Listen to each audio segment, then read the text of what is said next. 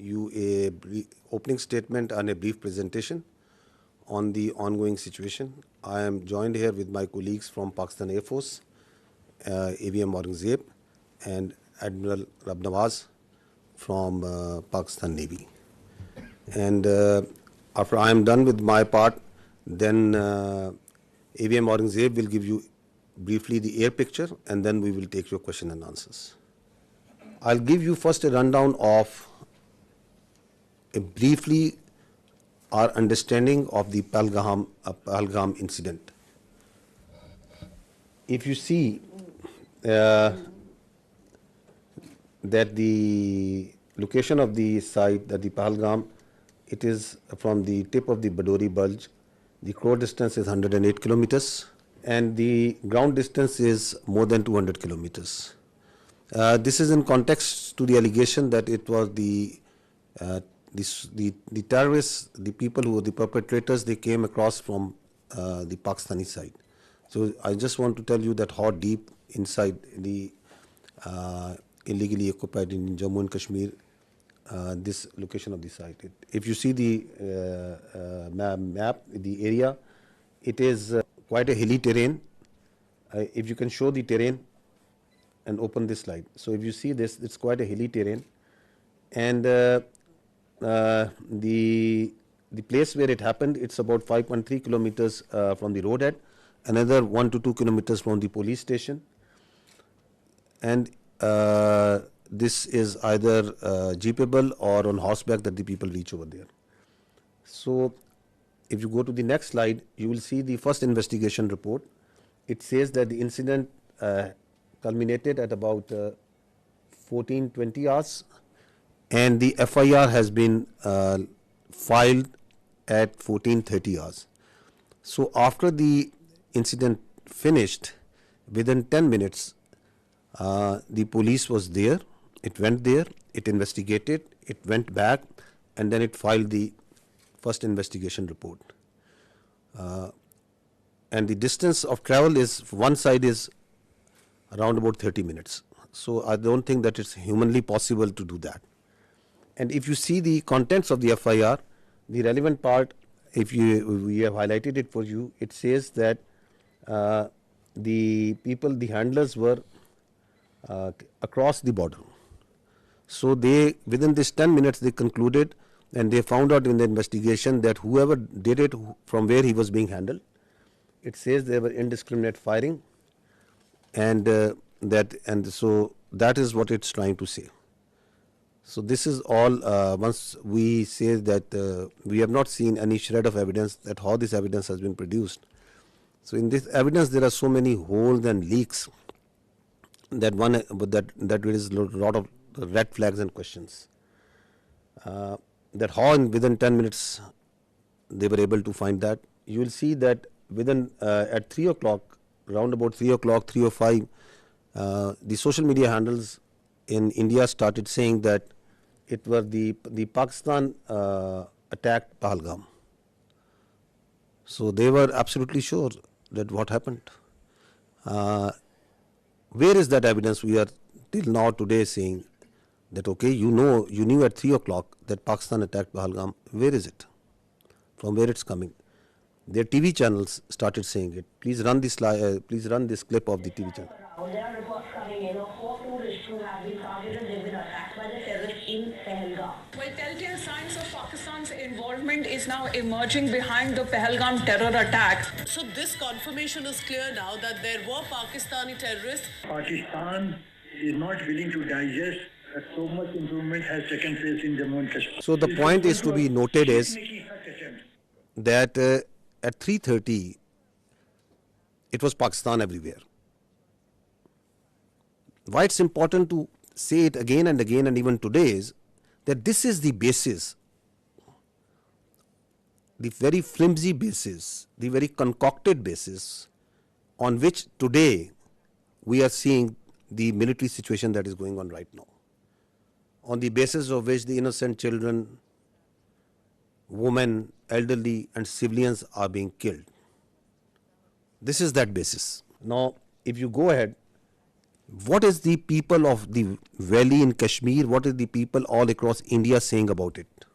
What was they saying and what are they still saying of that incident, of those accusations, on the basis of which we are sitting over here, and from the night of the 6th, 7th May, you are seeing this blatant aggression that has taken place from India. What is the reality of that? Please run the first clip.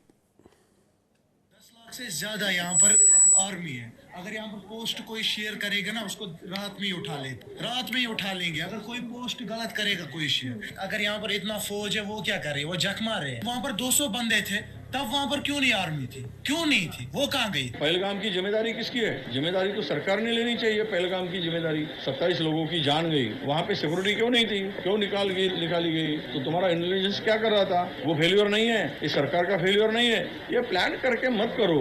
सरकार तो गई हुई है, मतलब इतना बड़ा Son of a victim. हमला हुआ, उन्हें कुछ पता ही नहीं है। इधर नीचे पूरे आर्मी का बेस है, उन्हें पता ही नहीं है। चक्के नाकों पर आप हर जगह आपको मिलिट्री दिखेगी, पुलिस दिखेगी, सीआरपीएफ दिखेगी। किस लिए? बॉर्डर पे हैं तो कहां से आए? जहां तक पहुंचे हैं तो वापस कहां गए? इस तरीके से किया गया रिटेलिएशन नहीं हो सकता है। अगर 7 लाख से 12 लाख के आसपास यहाँ सिक्योरिटी फोर्सेस है, उसके बावजूद इनको ये पता नहीं इंटेलिजेंस फेलियर। 3 टायर सिक्योरिटी रहते हुए भी एक ऐसा लैब्स हुआ, और ये सिक्योरिटी लैब्स है।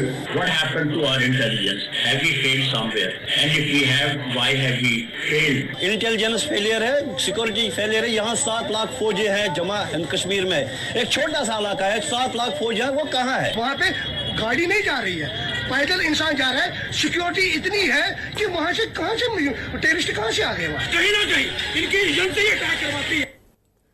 Now, listen to what the other people all across India are saying. ये पुलवामा 2 है। पुलवामा 1 में कोई उत्तर नहीं मिला देशवासियों। ये संयोग नहीं है, प्रयोग है। पूरी देश की जनता, मैं नहीं कह रहा हूँ, पूरी देश की जनता, देखिए काफी लोगों को ये नहीं पता है कि पहलगांव कहाँ है, चंदनवाड़ी कहाँ है, विष्णु टॉप कहाँ है, गणेश टॉप कहाँ है, शेषनाग कहाँ है, अमरनाथ क्या है। आज 3 दिन हो गए हैं, अभी तक एक भी इस्तीफा क्यों नहीं आया, या कोई भी किसी ने भी अकाउंटेबिलिटी क्यों नहीं लिया? आप क्या सरकार और क्या डिफेंस और क्या आप होम मिनिस्ट्री चला रहे हैं? आपसे अभी तक वो आतंकवादी पकड़े तक नहीं गए हैं। बेवकूफ नहीं है हम लोगों को सब समझ आता है। कोई इंटेलिजेंस फेलियर नहीं था, इंटेलिजेंस इनपुट्स होने के बावजूद अटैक हो गया। ये जो एक घटना घटी है, इससे लाभ किसको हो रहा है? कहाँ ढूंढते फिरोगे भाई? चोर तो आपके बीच में यही घूम रहा हो, या कोई कश्मीर के लोग अपने यहाँ पे घटना करके आबाद होंगे? The wife of the naval officer killed in this attack. That for 90 minutes he kept on bleeding and no one was there. हमारे घर में कोई घटना होती है तो हम सबसे पहले किसको पकड़ेंगे? सबसे पहले तो चौकीदार को पकड़ेंगे ना, कि तुम कहाँ थे, क्यों ये घटना हो गई तुम्हारे रहते हुए। कश्मीर में सिचुएशन स्टेबल नहीं है, कश्मीर में कुछ भी ठीक नहीं है। वो जो आप चुप देख रहे हो ना, इसका मतलब ये चुप नहीं है, ये किसी आने वाली चीज की आहट होने वाली है। जैसे एक साइलेंस होता है ना कुछ होने से पहले, कश्मीर भी उसी ट्रिगर पर है। देश में अब तक के सारे बड़े आतंकी हमले भाजपा की सरकार में हुए हैं, और भाजपा की सरकार आते ही देश और देशवासी सभी खतरे में आ जाते हैं। पहलगाम हमले के बाद से ही सरकारी कवियों ने पाकिस्तान के खिलाफ मोर्चा खोल दिया है और वीर रस की कविताएं पढ़ना शुरू कर दी। देश के गृह मंत्री ने अपना क्यों नहीं लिखा? और प्रधानमंत्री को हमले के तुरंत बाद आतंकियों को धमकाने के लिए बिहार में रैली करने की क्या जरूरत पड़ गई? जम्मू कश्मीर के पहलगाम के निकट मिनी स्विट्जरलैंड कहे जाने वाले बैसल घाटी में आतंकी हमला हुआ। डॉक्टर राहत इंदौरी साहब की पंक्तियां हैं, सरहद पर बहुत तनाव है क्या, कुछ पता तो करो, चुनाव है क्या।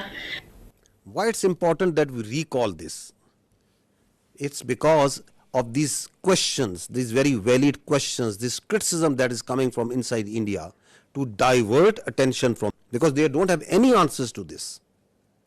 What they do? They attack Pakistan, so that the whole attention of their domestic public, all this criticism is diverted to something else. And as we will see, as you must have seen, that before doing that, they gag the complete media.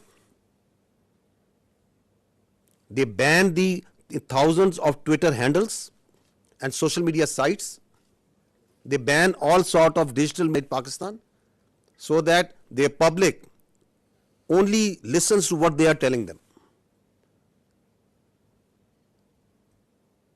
You don't have any answers to why it happened, how it happened, who did it. You don't have any evidence. So what you do, you open up the military front.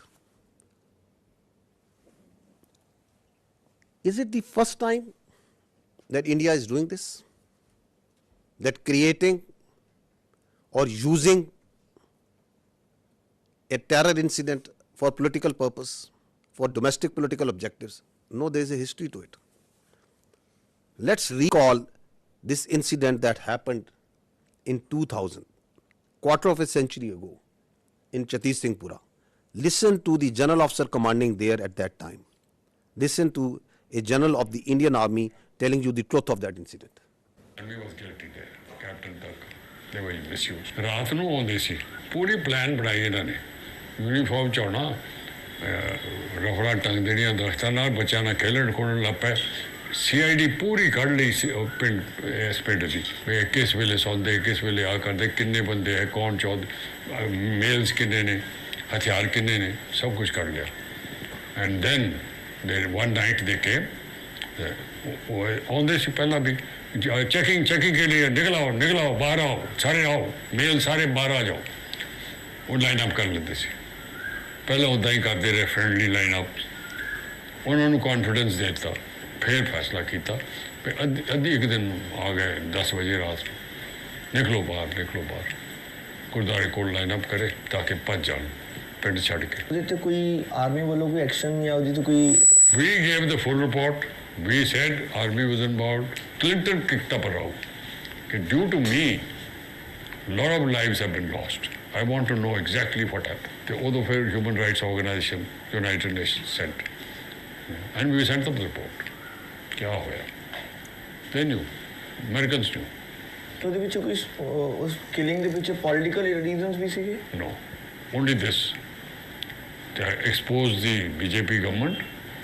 And BJP government wanted to tell Clinton J&K ਚ ਕੀ ਹੋ ਰਿਹਾ ਪਾਕਿਸਤਾਨ ਦੇ ਬਖਲਾ propaganda ਕਰਨਾ ਸੀ ਇਹ ਦੇਖੋ ਪਾਕਿਸਤਾਨ ਕੀ ਕਰ ਰਿਹਾ ਹੈ ਪਾਕਿਸਤਾਨ ਨੇ ਸਾਡੇ ਸਿੱਖ ਲਾਈਨ ਅਪ ਕਰਕੇ ਮਾਰਤੇ So basically BJP planted this to impress Clinton to help India against Pakistan ਤੁਸੀਂ ਮੰਨ ਨਹੀਂ ਸਕਦੇ ਉਹ ਤੋਂ ਬਾਅਦ ਜਦ ਇਹ ਰੌਲਾ ਪਿਆ ਫਿਰ ਅਡਵਾਨੀ ਨੇ ਫਿਰ ਆਰਡਰ ਦਿੱਤਾ ਕਿ ਦੇਖੋ ਜਲਦੀ से कुछ करो जिससे कन्विंस हो जाए भाई इन्होंने किया था ये वो पकड़ लो किसी को इन्होंने 5 इनोसेंट बंदे कश्मीरी पहाड़ के ऊपर जाके मारते जी they were innocent boys. So once we question what they are saying now, there is a history to it.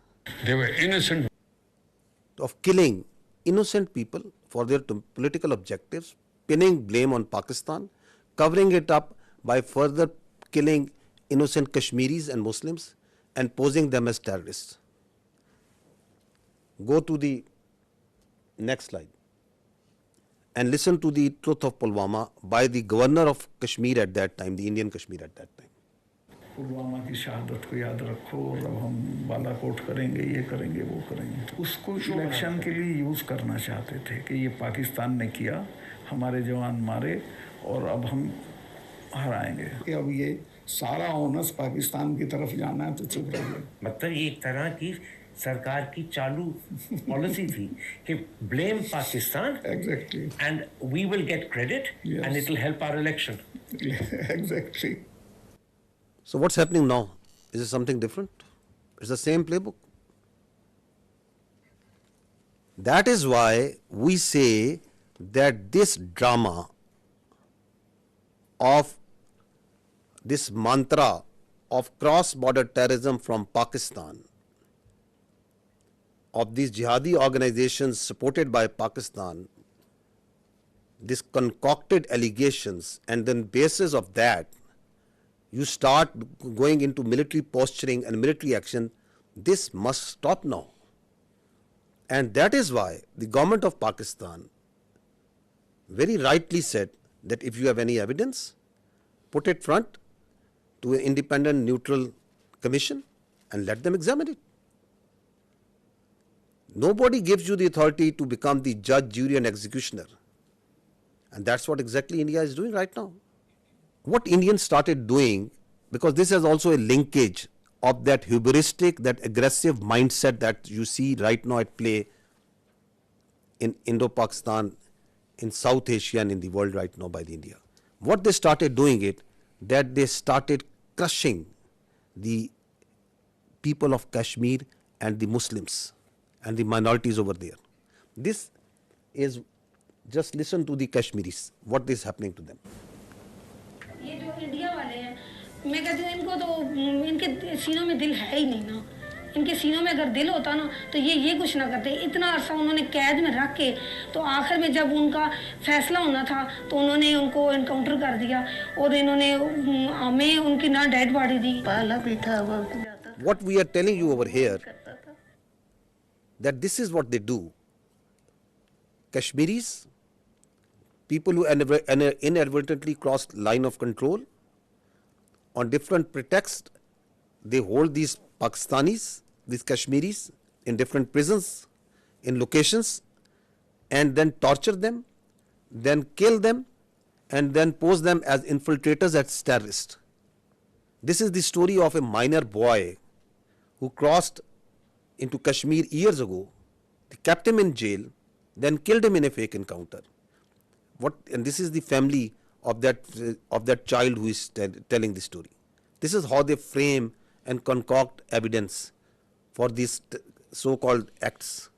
इधर ही बाहर ही खेलता था. माँ ने बहुत मुश्किल दिन गुजारे. उनकी आँख नजर भी चली गई थी रो रो के. तो बस जब कोई इधर कोई आता था उनको मिलने के लिए, कहते ज़िया मुस्तफ़ा की कोई खबर है नहीं है. हम यही कहते थे कि वो आएगा, इंशाल्लाह ज़रूर आएगा. कहती थी कि मैं देख के मर जाऊँ तो फिर कोई अफसोस नहीं है. मेरी वालिदा मोहतरमा उसके इंतज़ार में वो वफात पा गई. और इसी तरह से हमारे बड़े भाई, 2 बड़े भाई फौत हुए उसके इंतज़ार में. हमारा वो प्यारा बच्चा वो इस तरह से मार दिया. जेल से बाहर निकाल के ऐसे फर्जी नाम दे के कि उसको पता नहीं कौन सी जंगलात का पता था. उसको क्या पता था ज़ालिमो तुम्हारे वो जेल में है, जेल से कैसे कोई बंदा रब्ता कर सकता है. This boy, in October 2013, this minor was taken into Indian custody and they killed him in October 21 on the charges of being a terrorist. What they did after Pahalgam, opened up the same playbook. So this is on 24th of April, 2 days after Pahalgam, we saw that the Indian media reported a fake encounter that 2 terrorists from the Pakistani side, they were infiltrating and they were killed. Look at their bodies, these so-called terrorists. They are 2 citizens, more than 50 years old, from a divided village, 2 Pakistani citizens from the Pakistani side of Kashmir. Shining vocations, pistol and a planted gun and a planted pistol. And these are the terrorists that are going across in an area which is a border which is infested with military forces all over. And once the media went to their village and to ask the truth, listen to what the villagers tell about it.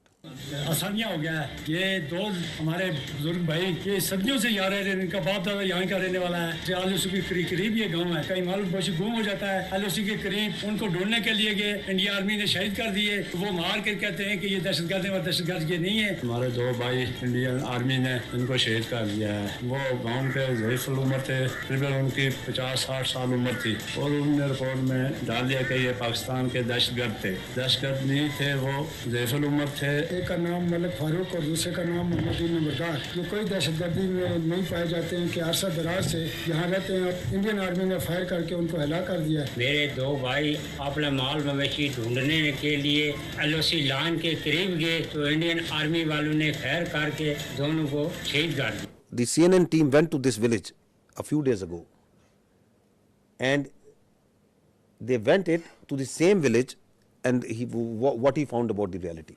Elderly children and women are incredibly scared. He says, we want to take our livestock out to pasture, but the Indians are right there in front of us, and we're very concerned. Their fears may be well-founded. This 17-year-old says Indian troops killed his father, Malik Farouk. He had gone to the line of control to chase our cattle, he says. The Indians shot him and accused him of being a terrorist. He is not. He is a good man.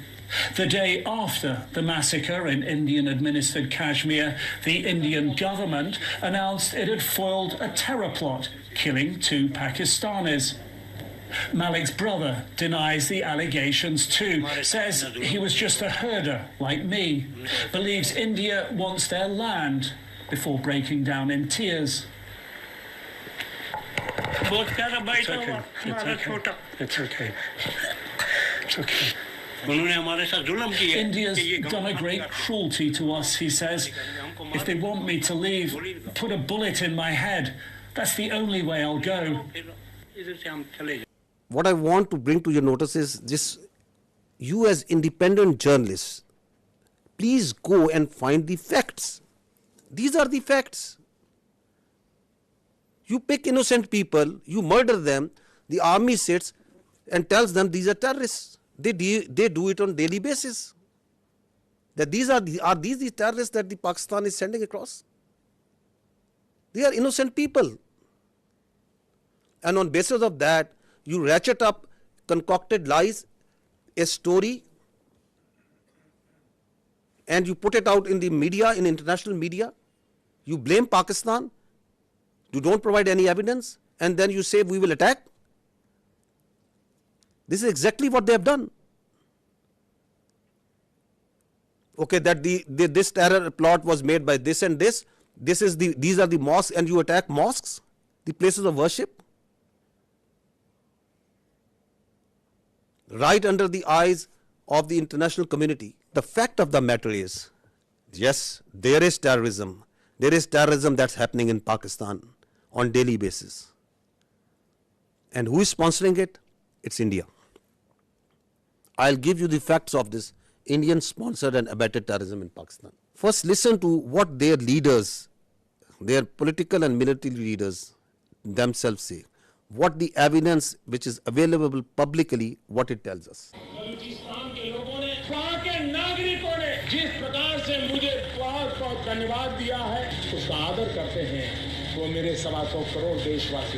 Pakistan's vulnerability is many times higher than of India.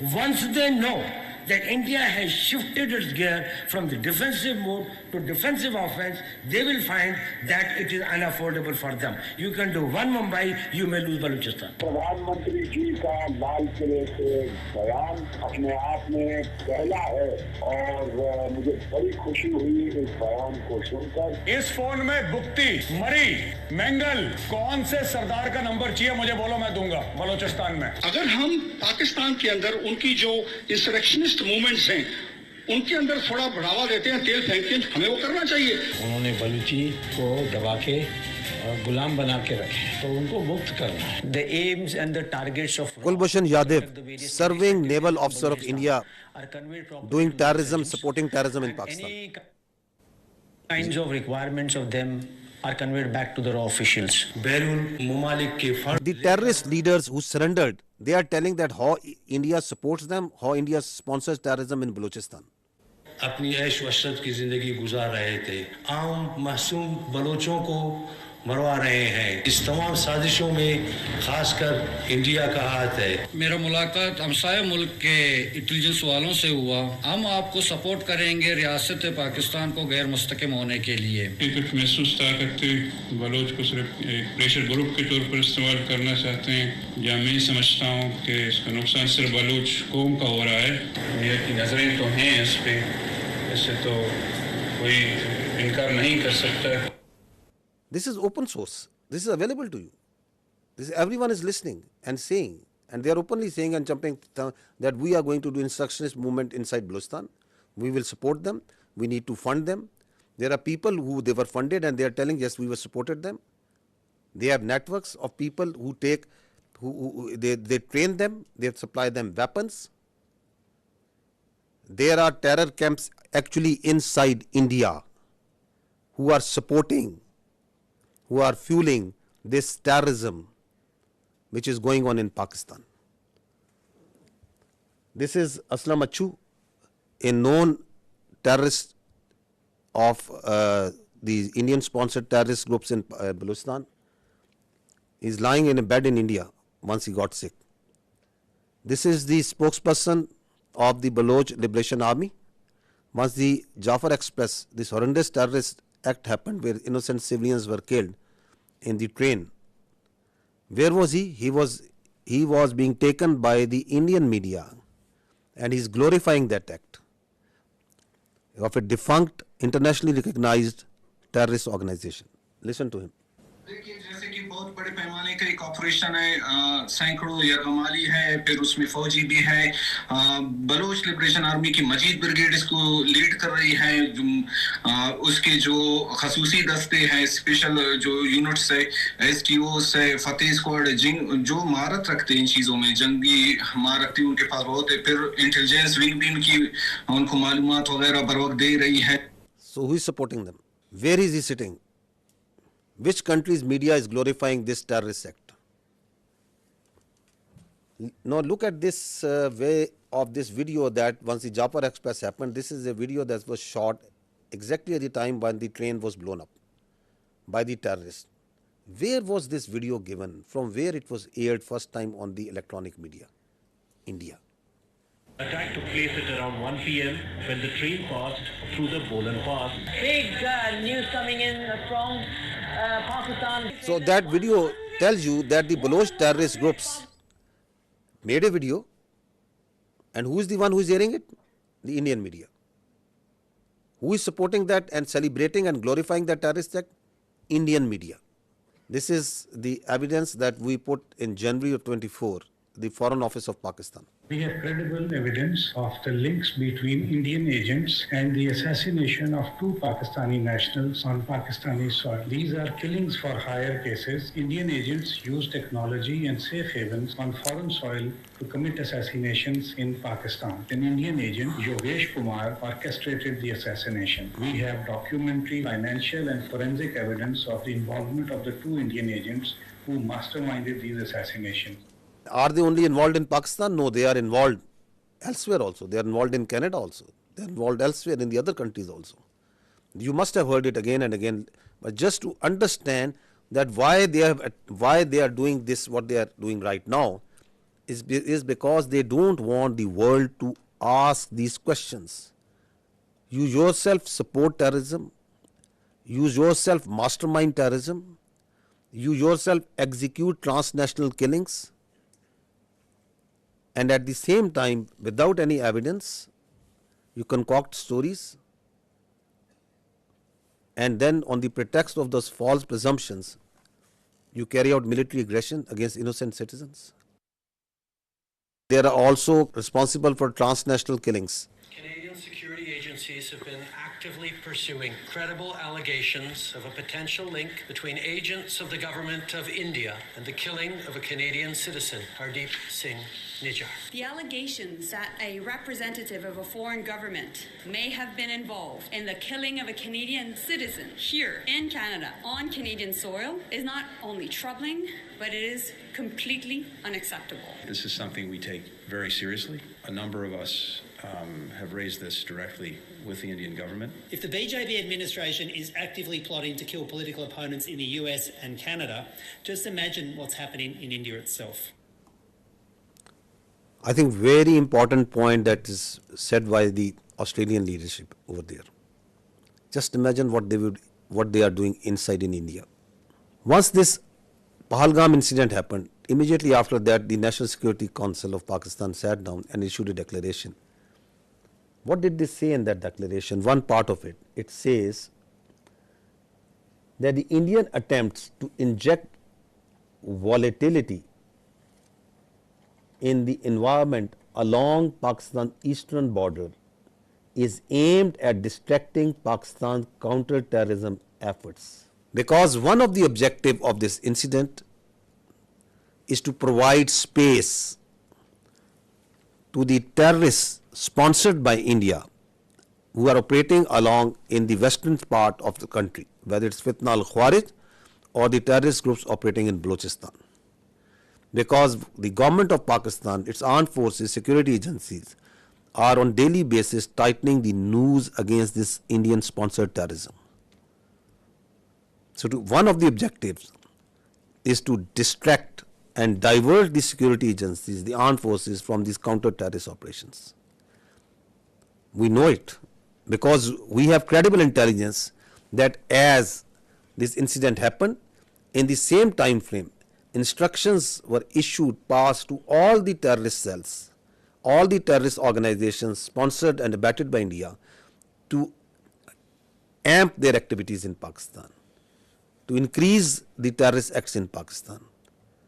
And on the night of 25th, 26th April, post Pahalgam, the largest tashkeel of the Fitna al-Khawarij in the history, it attempted to infiltrate across Afghanistan.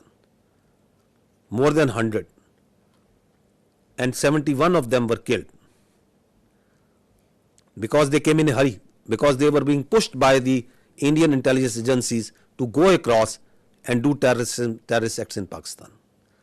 You can see this engagement and the results of that over here. The largest tashkeel. Now this is again on 25th of April, post Pahalgam, a terrorist was nabbed in the town of Jhelum in Punjab, Pakistan, and from the material, from his forensic of his mobile, a lot of information came out that he was working on behalf of the military intelligence of India. A terrorist being directly funded, sponsored, trained, and doing terrorist activity inside Pakistan for Indian military intelligence. I'll just show you one or two audios in which he is talking with his Indian military intelligence officials, their officers who are telling him what to do. So he is talking to an Indian Major Sandeep.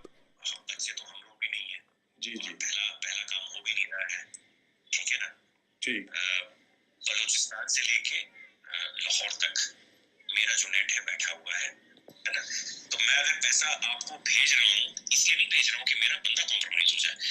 आप कभी direct अपने account में पैसा नहीं लेंगे, पहली चीज।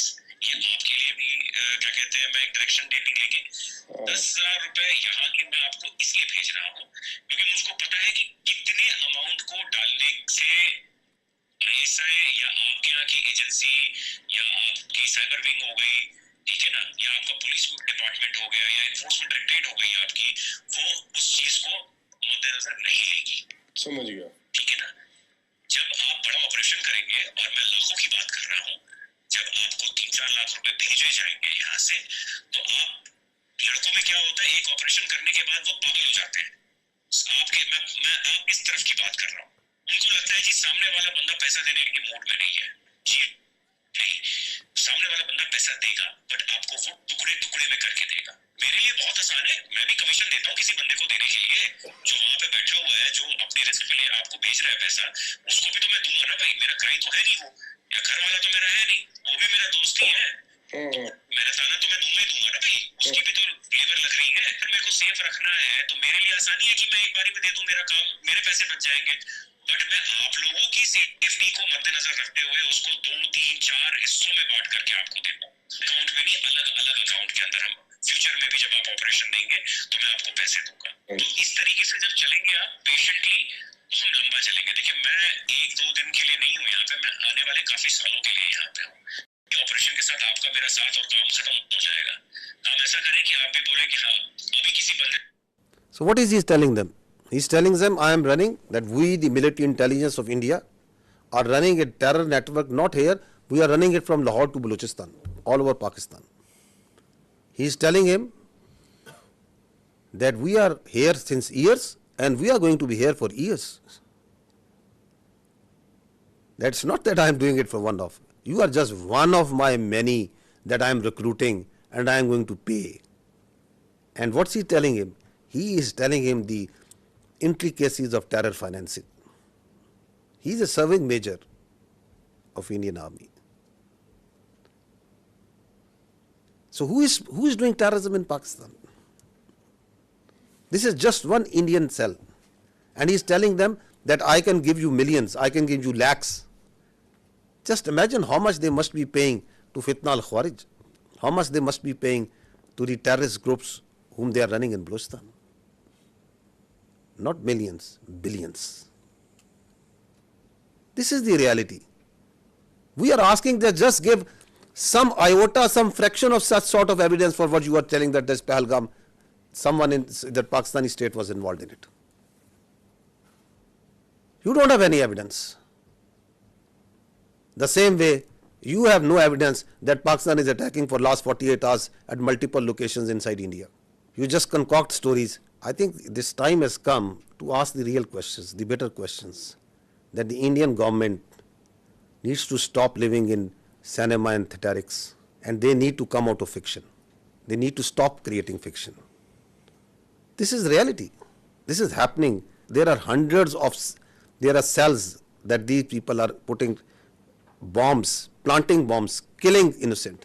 ਕੋਈ ਝੋਲਾ ਜਾਂ ਉਸ ਤਰੀਕੇ ਦਾ ਲੈ ਲਿਓ ਜਿਵੇਂ ਕੋਈ ਕਿਸੇ ਨੂੰ ਡਾਊਟ ਨਾ ਹੋਵੇ ਤੇ ਪਹਿਲਾਂ ਮੈਨੂੰ ਇਹ ਦੱਸੋ ਤੁਹਾਡੀ ਨਜ਼ਰ ਦੇ ਵਿੱਚ ਕਿੱਥੇ ਰੱਖ ਸਕਦੇ ਹੋ ਜਿੱਥੇ 4 5 10 ਲੋਕ ਇਕੱਠੇ ਹੋ ਜਾਣ ਕਿੱਥੇ ਰੱਖ ਸਕਦੇ ਹੋ ਕਿਹੜੀ ਮਾਰਕੀਟ ਬਣ ਸਕਦੀ ਹੈ ਥੋੜਾ ਆਈਡੀਆ ਦੇ ਦਿਓ ਮੈਨੂੰ ਮਾਰਕੀਟ ਤਾਂ ਕੋਈ ਵੀ ਹੋ ਸਕਦੀ ਹੈ ਨਾ ਉਸੇ ਕੱਪੜਿਆਂ ਦੀ ਹੈ ਜੁੱਤੀ ਵਾਲੀ ਹੈ ਕੋਈ ਵੀ ਹੈ ਮੋਬਾਈਲ ਹਾਂ ਜਿੱਥੇ ਮੀਨੀ ਕਿ ਖਬਰ ਚੰਗੀ ਬਣ ਜੇ ਚੰਗੀ ਭਲੀ ਉਸੇ ਵੇਲੇ ਖਬਰ ਆਏ ਕਿ ਇੱਥੇ ਕੁਝ ਹੋਇਆ ਮੀਡੀਆ ਦੇ ਵਿੱਚ ਨਾ ਬਿਲਕੁਲ ਬੁਰੇ ਤਰੀਕੇ ਨਾਲ ਫੈਲ ਜਾਏ ਸਹੀ ਹੈ ਸਹੀ ਤੇ ਆਸਾਨ ਹੈ ਨਾ ਪਹਿਲਾਂ ਨਾਲੋਂ ਤੇ ਆਸਾਨ ਹਾਂ ਇਹ ਕੰਮ ਤੇ ਆਸਾਨ ਹੈ So what is he saying? That plant this bomb in a market, target civilians at a place where it makes news. So they want to kill civilians, innocent people. They want to splash news that Pakistan is not safe. We have dozens of such evidence available with us. These horrific stories of how India is sponsoring terrorism inside Pakistan. And what's the net result is? Since January 2024, there have been 3,700 terrorist incidents in Pakistan.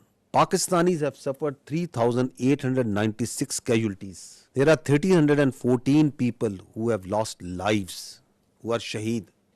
There are more than 2,500 who have lost their limbs, who are injured, maimed for life. So is the blood of the Pakistanis cheaper? And is this justifiable? Is this all kosher? This is not terrorism? What is this? All being sponsored, abetted, done, controlled, planned by India.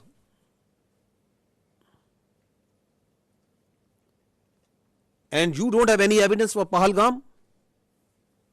You cook up a story, this mantra, you listen just I think yesterday. There are jihadi organizations because Pakistan has been doing this, because Pakistan has been doing this. That because Pakistan has been doing this, just because that, where is the evidence for that? That Pakistan has history. Which history? Tell us about this incident. We have for each and every incident, we can tell you how the Indian hands were involved. Your leaders are on public display. They are saying that we are going to do terrorism inside Pakistan. We are going to destabilize Pakistan. And please understand this, that Pakistan is the last bulwark state standing against this terrorism. This creeping ideology, this perverted ideology that is coming from our West. If this country of 240 million plus people, if this terrorism, this perverted ideology takes roots over there, just feel the consequences of that for the world. Who is fighting against it on a daily basis? We, the people of Pakistan, the armed forces, the security forces. The figures tell themselves, 190 operations per day. Since January 24, more than 77,000 counter-terrorism operations have been done by the state of Pakistan. We are fighting it on a daily basis. And India is sponsoring and supporting these terrorists for its very myopic and short-term interest. If this bulwark state, which is fighting against this terrorism, not on only behalf of the people of Pakistan, but for the people of the world, if it gets distracted, which is one of the objectives of the India, what consequences it will have for the region and the world. also keep this thing in mind. Now, on the pretext of action against this Pahalgam incident, their perpetrators, rather than giving credible evidence, what they started an oppression campaign against the Muslims and the Kashmiris in particular. This is what is happening right now in Kashmir. More than 50 houses have been bulldozed and blasted. More than 2,500 innocent Kashmiris have been taken into custody, God knows where. This is happening right now. This is their counter-terrorism operations that is going on.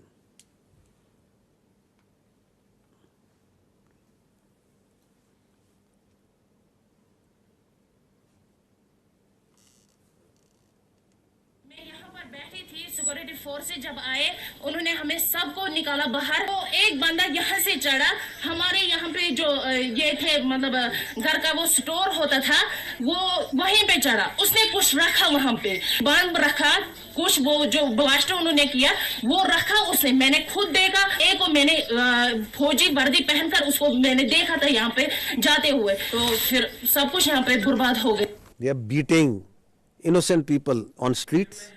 ताकि हम Not claiming that Pakistan has हम अभी harassing students हैं जो girls. Chandigarh में है, हमारे साथ बहुत ज्यादा टॉर्चर किया जा रहा है, हमें बहुत ज्यादा डराया जा रहा है, बहुत ज्यादा हम डरे हुए हैं। यहाँ पे बहुत ज्यादा ये अभी किया जा रहा है कि तुम लोगों ने किया, वो किया, ये किया, जबकि हमारा तो इसमें कोई इन्वॉल्वमेंट है ही नहीं। हमें इस चीज के लिए बहुत ज्यादा टारगेट किया जा रहा है। ये कश्मीर के लोगों की तरह बिल्कुल भी हेल्पफुल नहीं है, हमारी कोई भी मदद नहीं की जा रही है।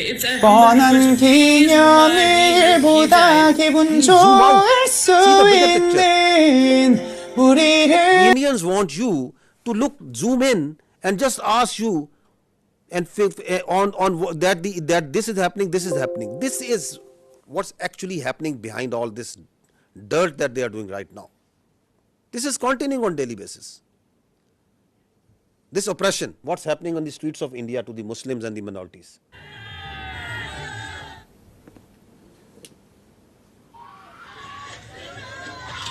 हमने तो काम स्टार्ट कर दिया अपना गांव में। देखो भाई हम काट डालने गए, दो पकड़े गए, दोनों हमारे काट डालने गए ना भाई। We will chop whatever Muslim we find.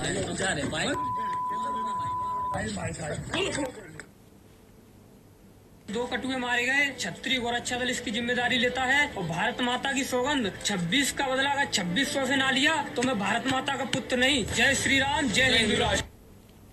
Dogs and Muslims not allowed. This is happening in India. अभी जो पहलगाम में आतंकी हमला हुआ है उसमें हिंदुओं को देख-देख के मारा गया है। Please understand this hatred, this state-sponsored hatred against the minorities, which is working, the mindset, the hubristic mindset which is behind this military aggression. The problem here is what India is doing, that they are doing two things. They are externalizing their internal problems and they are internalizing their external problems. So, oppression of the minorities, extremism and terrorism is an internal problem of India. Rather than addressing that, rather than addressing this oppression, this extremism, this rising Hindutva within India, rather than addressing it, they are this internal problem, they are externalizing it by putting blames on Pakistan and other countries that this terrorism and this extremism is being exported from here. It is not. It is their internal extremism and oppression day in, day out, 24 hours that the minorities, that the Muslims, that the Kashmiris, that the Sikhs and others are facing there. You need to address it at home. Please don't externalize it. And Kashmir, ladies and gentlemen, is an external problem.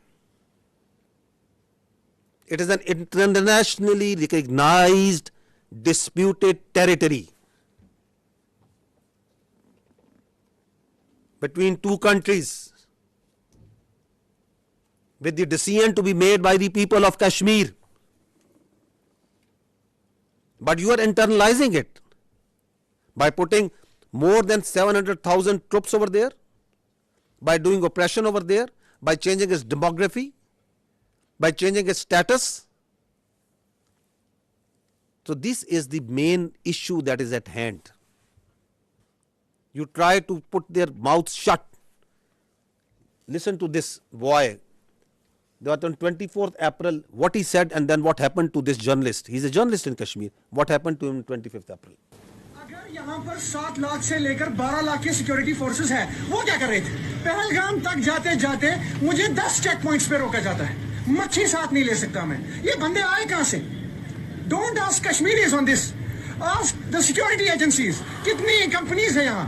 RR है, SSB है, CRPF है, army है, BSF है. वो क्या जग मार रहे थे? गवर्नमेंट क्या कर रही थी? मैं उससे सवाल कर रहा हूँ आप सब लोगों के माध्यम से कि क्या कर रहा था गवर्नमेंट? होम मिनिस्टर साहब यहाँ आए. होम मिनिस्टर साहब, मैं आपसे सवाल कर रहा हूँ, ये क्यों हुआ?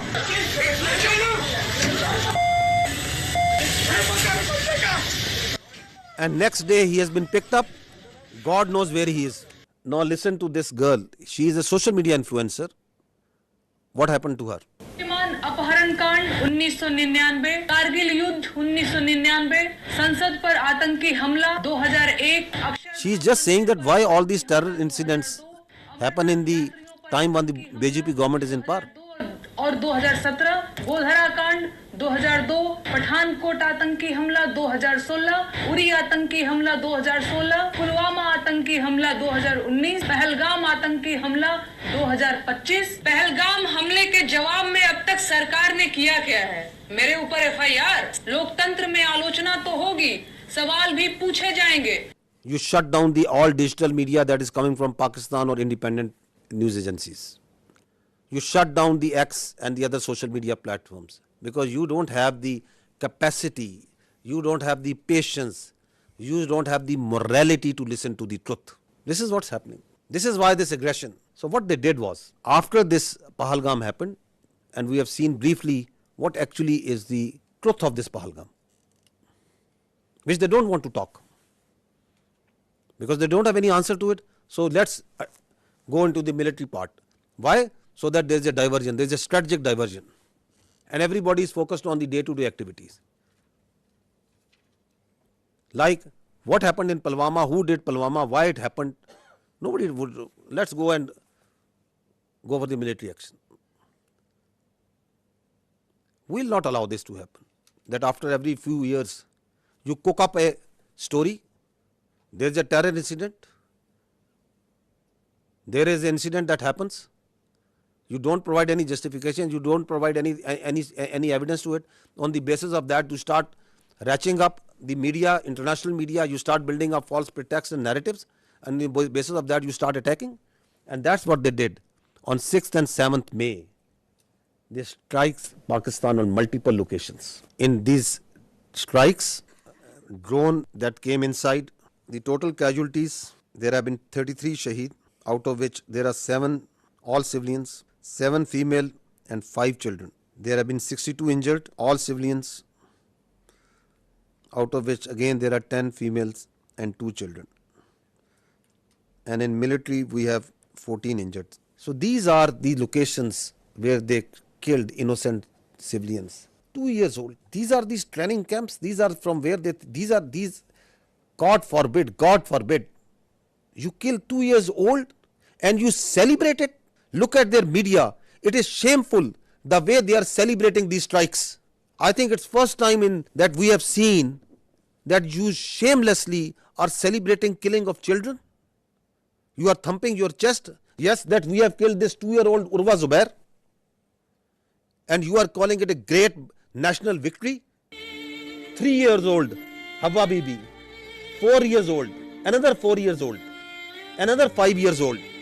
This 7-year-old boy, 12-year-old, this girl, this small baby. This is what happened on 6th and 7th of May. Please remember this when you talk about what's happening on ground and when you ask us that what Pakistan is going to do. Please remember these pictures.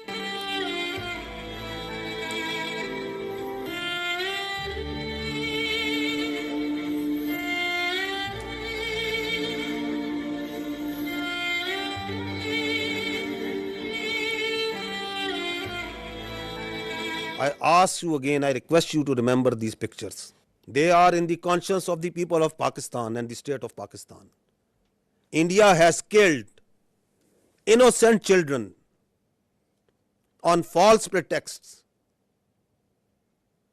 and they are thumping their chest. They are celebrating this killing of innocent. This is what they did to the mosques, to the places of worship. See the desecration of our Holy Quran. This is Murid Ke. This is the mosque that they bombed. See the Holy Quran. Tell me, please tell me, which religion allows this? Which humanity allows this? Which UN convention allows this? Which Geneva Convention allows this? Which human rights allow this? And you celebrate it? And you say we have done a great deed to the Indian people and we have done a great deed to the world peace by taking out mosques, by taking out innocent children, by desecrating Holy Quran. This is Bahawalpur. They came on the night of 6th and 7th. They killed the innocent children. They desecrated the Holy Quran. This is what they did. Once they came, our proud Air Force took them on. They came in large numbers. 5 of their aircraft was shot down. 3 Rafales, 1 MiG-29, 1 Su-30, 1 large combat UAV, multiple smaller UAVs. On the line of control, the Indians opened fire all along, indiscriminate fire, specifically targeting these civilians living on the Pakistan side of Kashmir. Specifically targeting the civilian populations. We have responded. We are continuously responding to this aggression. And we are only targeting the Indian military posts. We are being very careful because Pakistan, the state and its people and its armed forces do not believe in targeting innocent civilians. We have neither the culture nor our religion allow nor our morality allow that we target innocent people, that we target holy places. And I will show you the evidence that how precisely we are targeting only their military posts. So this is their brigade headquarters.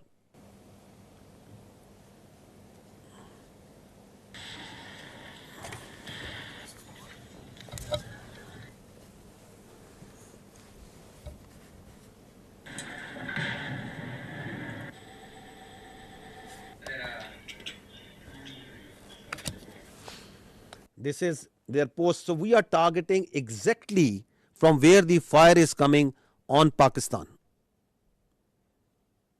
Only the military targeting. We are just showing you some parts of it.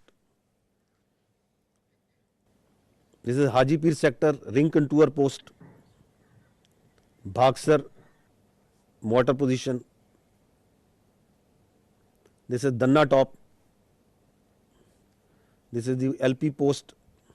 In continuation of what I said earlier, that one of the purpose of this Pahalgam and the continued action that is going on is to distract the counter-terrorism operations of Pakistan.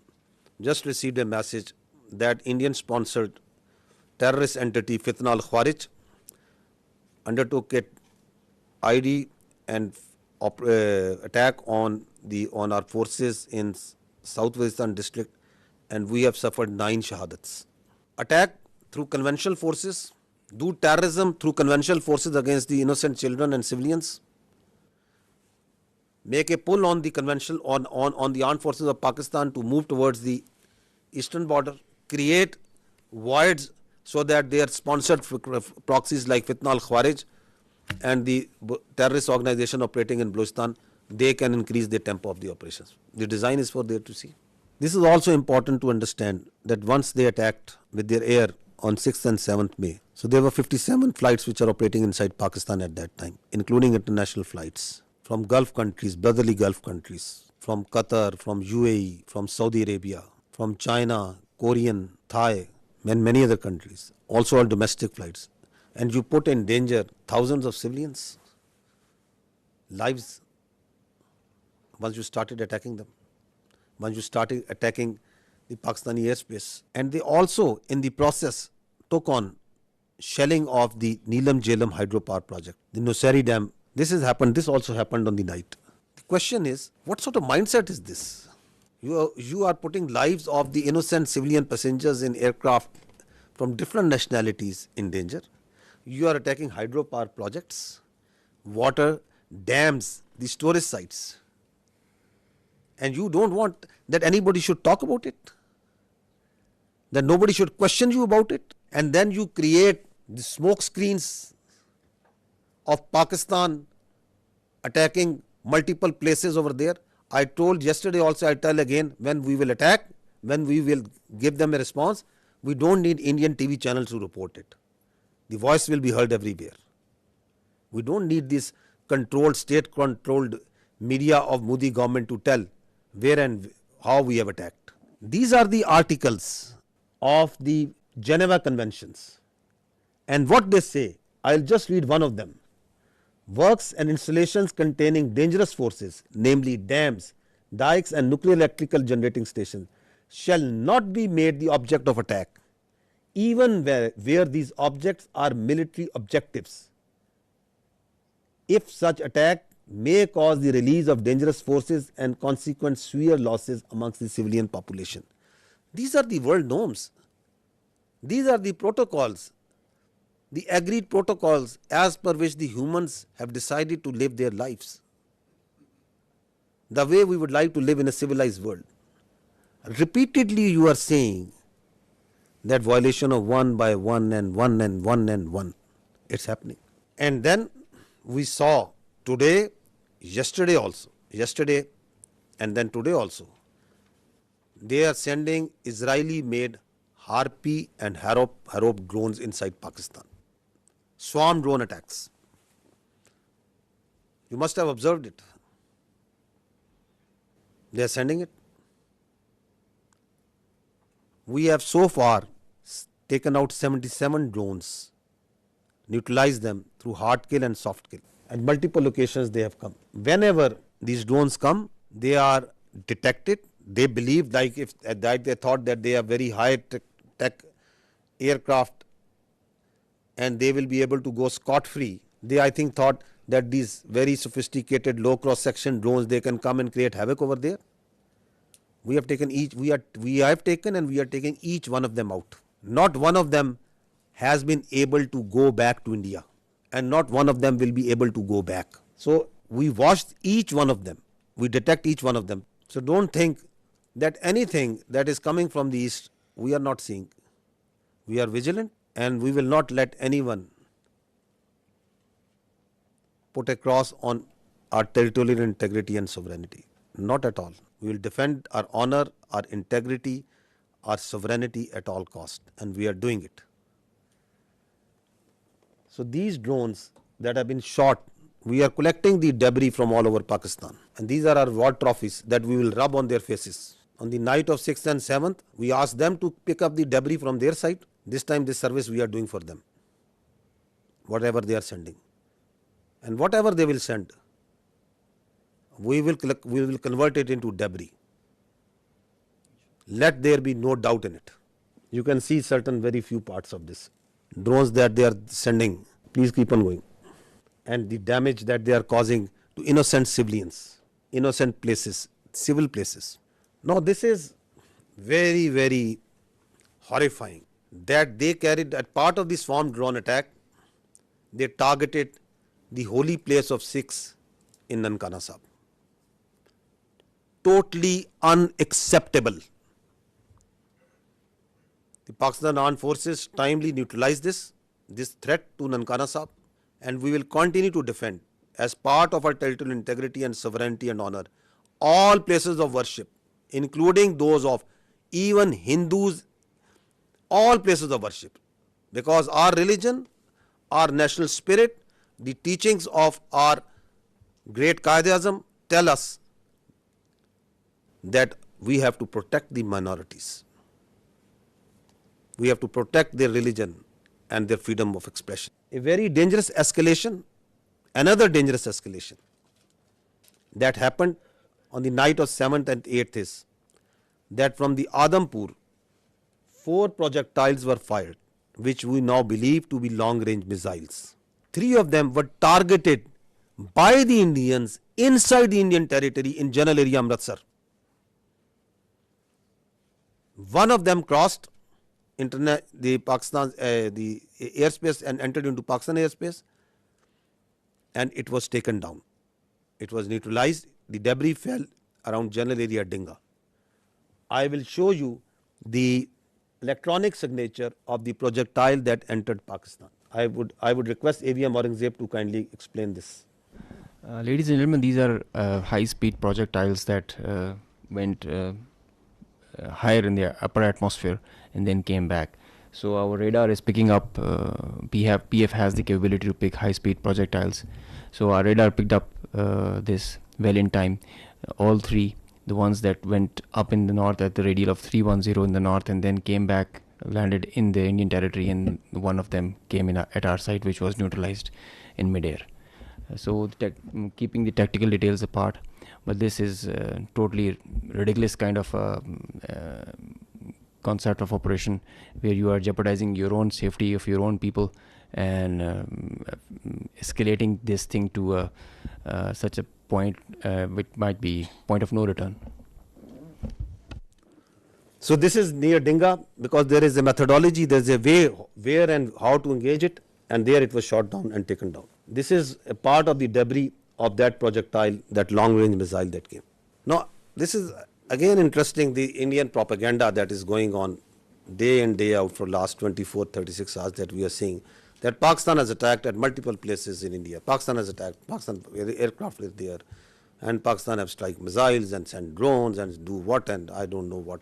We have got so sick and tired, and it is no, we just stopped even following this sort of nonsense and stories and humor that is coming from there. The Indian journalists are themselves also saying, I never deleted tweets, but today I am deleting all tweets that I made without verifying the claims of our Indian media channels. I feel sad, not because of tweeting, but more so because I wrongly believed what I saw. As an Indian, I am fuming. Last night our news channels fed us lies, fake strikes on Karachi, imaginary evasions, recycled videos, no facts, just drama. While citizens left feeling proud, the world watched us become a joke. This is not patriotism, it's betrayal, shameful. Another journalist, I hope the editors of all TV news media have a hard look at themselves. You were a national embarrassment last night, every single one of you. What a shame. What a mockery of journalism. This is what Pakistan has fired. At least have the sense to burn these brown fields if one of our projectile and one of our missiles has gone and hit a field. Karachi is burning. Karachi has been taken over. Go and call Karachi. Find out where it's burning. Pakistan JF-17 Thunders have been taken out. At least show me the debris of one aircraft. At least show me the electronic signature of one aircraft that Pakistan, of one UAV, one drone that Pakistan has fired there. That's why we say, don't worry. You are so fond of Pakistan firing at you, we will fulfill your demand at the time, place and means of our choosing.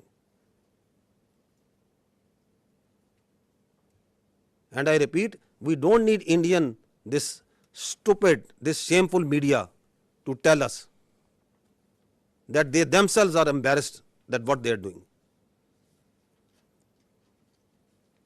They are trying to make Indian public, they think that the world is fool, that their public is fool. No, the Indian public is also not fool.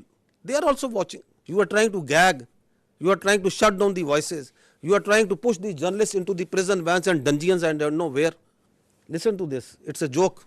Listen to this joke. Of the Pakistan Prime Minister's residence. Pakistan के JF-17 fighter jet को भारत के आकाश missile system ने मार गिराया है. The JF-17s, perhaps 2 of them have been shot down. We are also told one F-16 has been shot down. That's a huge loss for Pakistan. One Pakistani fighter jet pilot has also been detained, is the latest information that we have. This is the latest information. 3 JF-17s gone.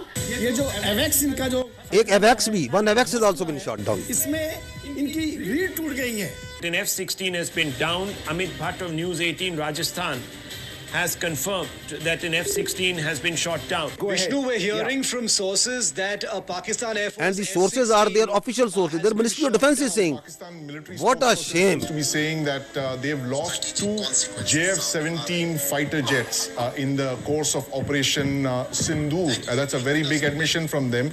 There is a lot of speculation that is going on, and one speculation that is going on is whether there is a coup against the Army Chief Asim Munir. Karachi बंदरगाह पर भारी तबाही हुई है 10 से ज्यादा धमाके वहां पर देखने को मिले. The port of Karachi is in flames. अब कुछ बचा नहीं है पाकिस्तान में. Nothing is left in Pakistan. I hope you people are all right. Big news that is coming in. Rahul, Rawalpindi and now Islamabad. Air raid sirens have gone off in Islamabad. Army अंदर घुस गई है पाकिस्तान में. क्वेटा का इलाका है वहां पर In Quetta also. कर दिया है. इस्लामाबाद के बड़े इंपॉर्टेंट स्ट्रेटेजिक लोकेशंस पर अटैक किया गया. Our missiles S-400s. Please pause. Please pause. Pause. One F-16. रोकिएगा. In the picture, you can see supposedly a PL-15 missile that they think is lying on the floor or somewhere. This one, I think you are referring to this one. Yeah, this one. Yeah. Which they are claiming again and again it's a PL-15. Children at science fairs make better models of such missiles.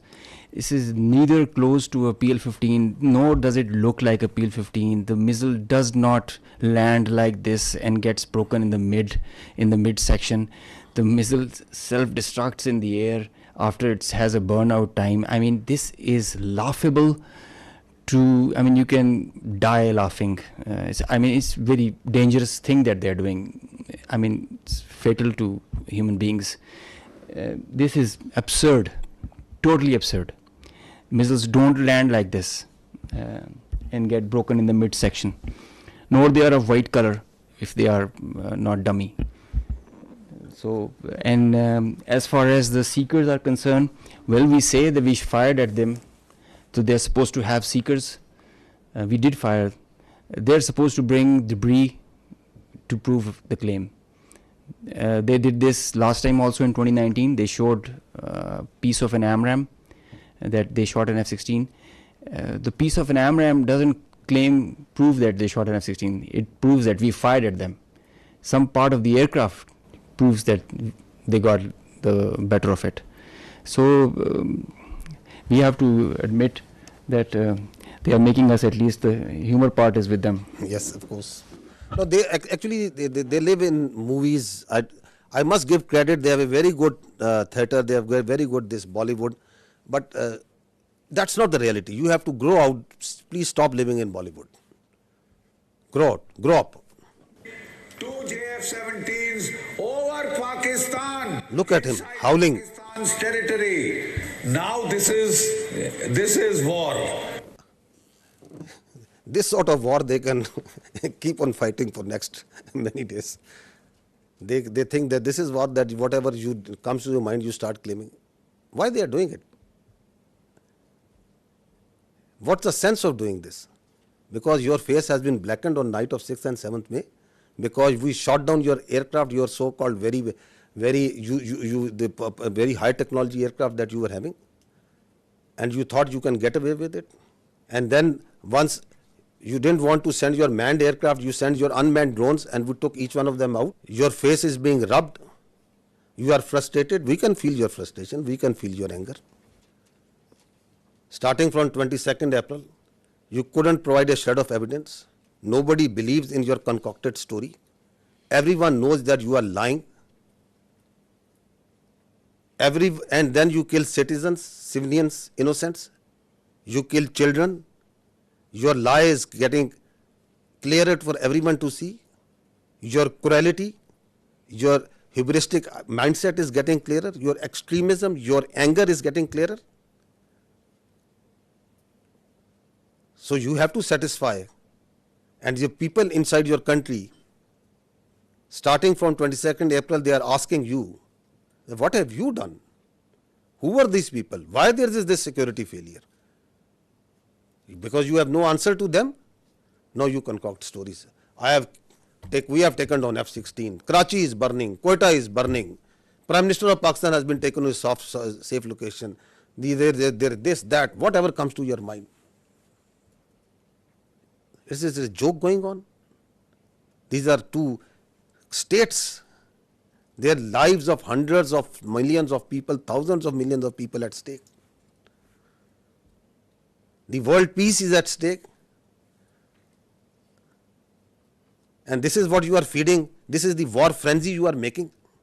You watch their TV and they are showing that there are sirens going on, civil defense raids going on. So you want to create war hysteria?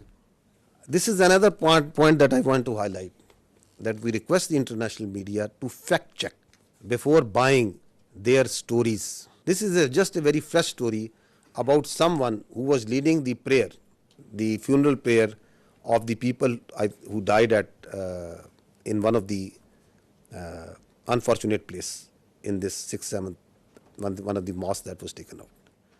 And the Indians started planting that this person who was leading is brother of someone whom they claim. You people are much more informed than me on this. Huh?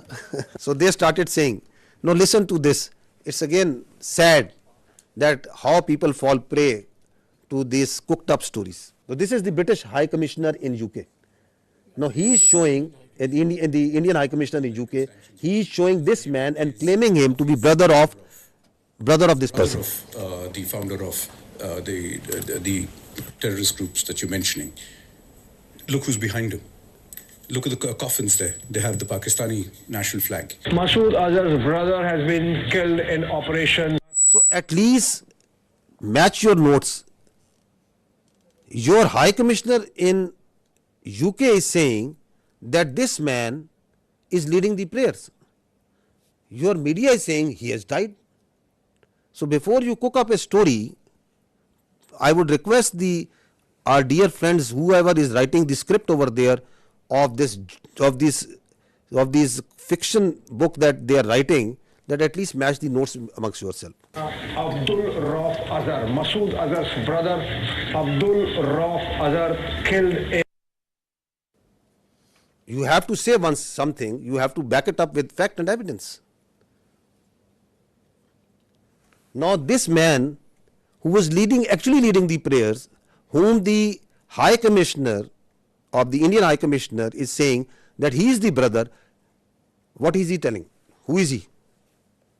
This man is Hafiz Abdul Rauf and he is telling, who am I? मुझे बड़ी ही शदीद तकलीफ है और रंज भी है कि बग़ैर किसी तस्दीक के, बग़ैर किसी तहकीक के मेरे बारे में इतनी बड़ी बड़ी बातें और बैनुल अक़वामी चीज़ें बयान कर दी हिंदुस्तान ने और उनके मीडिया ने, जो बिल्कुल ही मुज़क्का ख़ेज़ है और जिसका हक़ाइक़ से क़तन कोई ताल्लुक़ नहीं है। मेरी ज़िंदगी सबके सामने है। मेरे माँ बाप उस्ताद थे, मैं ख़ुद तालीम दोस्त आदमी हूँ। मैंने पहले कॉलेज में पढ़ा, स्कूल में पढ़ा और बेहतरीन मेरी एजुकेशन रही। So this man is a local politician. This is his, he belongs to a political party also. This is his date of birth. He has a son, he has 3 daughters, and that's simply what the man is. He is not his brother, not at all. And he's saying that I have come to know through international media, saying that I am the brother of that person. I'm trying to tell you is that even if their high commissioners are telling you something, even if their ministries are telling you something, please fact check it. Don't fall prey to their misinformation, disinformation, because they live in their own cocoons, in their own bubble, in which they believe every lie that is fed to them. India has become a disinformation, misinformation churning machine, and the only thing that can counter this is fact and reality. Again, unfortunate part that even reputed journalists like Barkha Dutt, whom people tend to believe what they are reporting on their social media. Breaking: a Pakistani pilot is in Indian custody. More details awaited.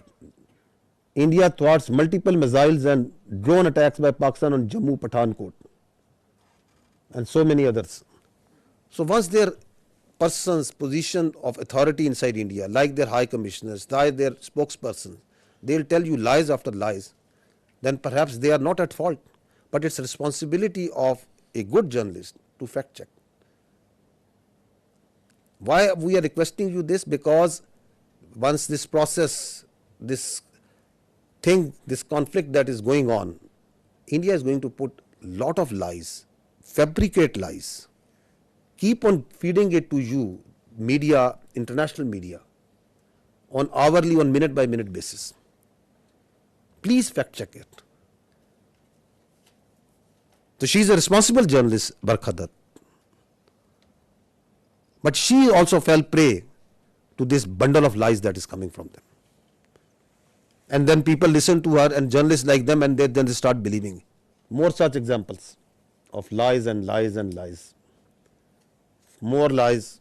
We just wanted to give you the total of the drones that we have shot down so far is 77. These are at multiple places. This collection process of these war trophies is going on. Now, I would say that what they are playing right now on their media, this is phantom defense. Again, this is what they have taken out a page from the history. That was in 2016. US journalists must be remembering that after the Uri incident, they came out with a phantom strike. Their DGMO and their officers came and they started claiming that we have gone inside Pakistan and we checked and there was nothing. Absolutely nothing that has happened. And they claimed it. They still claim it. Like the way Abhinandan, the pilot we captured, they shot down 2 aircraft and they awarded him with one of their gallantry awards. Because they don't want to face the reality. So, from the following that model of phantom strike, now we see phantom defense. That Pakistan has attacked multiple places and we have defended. Great, you have done great job, okay. Show us the electronic signature. We can show you for each and every projectile that is coming, every drone that is coming inside. We can show you the debris. They send drones, we show you debris. I can lay down and fill this room, half of this room will be filled by the debris of the Indian drones. Because we don't lie. If we had casualties, we took the media, international media, to each and every place where they struck. We don't lie, we don't hide. So this is it. And if your air defense is so strong that you have taken out each and every missile and every drone, I'll ask you just one question. On night of 6th and 7th, once you shamelessly attacked holy places, the mosques, you attacked the innocent civilians. You came out with all your numbers in the air. Your whole air defense was lit up. You came at the time and place of your choosing. And after you have released weapons, only after that, once our air force struck back, why couldn't you take just one of our missiles? You were well prepared. That is the worth. And now once you call this phantom defense, then everything is going up and everything is being neutralized. Have some common sense, my dears, at that side before you start conjuring up stories. So far, 33 Pakistani Shaheed, 62 injured. That's the cost that we have paid. And I'll tell you, I have told you before, each and every drop of blood is in our conscience, in the conscience of these armed forces, the people and the state of Pakistan. You can't get away with it. Thank you. Auzubillahi minash shaitanir rajeem. Bismillahir Rahmanir Rahim. Ladies and gentlemen, I am the Deputy Chief Air Operations. On behalf of the Chief of the Air Staff and the whole Pakistan Air Force, I would like to avail this opportunity to first of all thank Allah, the Almighty, and dedicate this historic face-off to the Pakistani nation for their trust and faith in the armed forces. Very special thanks to the military leadership for their foresight and all-out support by the Chief of the Army Staff, and especially to the Chief of the Air Staff for his guidance, strategic vision, and the direction that he gave to the Air Force to create history like this. He really led from the front. He was involved all the way during this operation, spearheaded it, choreographed it, We call it the new art of war. This BVR fight of a couple of dozens up to 70 from their side, about 40, crossing 100, is the first ever in the history of aviation. It is going to be taught as a textbook case and a study and a reference material in the aerial combat history. I will distill some tactical details for you because they impact on the larger strategy, and run through very quickly so as to bring you all up to speed on what happened and how did it happen. This is the Indian side, this is the Pakistani side. We had some gaps in the north, center, south, and AEW just to support it. And the IF fighters started an initial build-up that was picked up from the north and the center across IB at 0010 hours. And by that time, PAF had initiated its response within 2 minutes. By 0012, our response was activated. The IF started to get their fighters get airborne in large numbers. By the time it has come to 12:30, we were pretty sure that this is going to be the day and the time to knock some sense into these guys once again. So we commenced our multi-domain operations, the pride and joy and the new concept of war that we have. This is the picture that's getting jumbled up. We have huge number of IF fighters that are stacked up in azimuth and in vertical all across, and the PF DCA response is in position. The complete package, when it gets into shape, it is on 4 axes, and we perceive that they will have 4 incisions just to embroil. Up to 60 aircraft, including 14 Rafales, were electronically ID'd by all through our electromagnetic operational environment. We call it the EMO. So by the time they were in air, we had sorted out and contracted all fighters and accounted for. The 60 number, that augmented to 72 through their scrambles that kept on coming just to reinforce and supplement and to saturate the air defense. They thought they could do that for the Pakistani ADG, air defense ground environment. The complete DCA package response by Pakistani side was also there. We had 42 high-tech aircraft on our side, and the strategy was to have force concentration in our selected AOR and fight at our own strength. PF fighters ensured Pakistan's air sovereignty, and because of that, we first rerouted all civilian traffic that was about to go from Lahore, Islamabad, and this area, because we thought that this is going to be the hot plate. So we wanted safety for all the civil airliners. When they had seen this kind of a strong defense on our side, they resorted to launching their air-to-ground weapons while being cis frontier. And as soon as they had launched the weapons, we could ID that instantly. And the Chief of the Air Staff, as I mentioned, he was in the COC.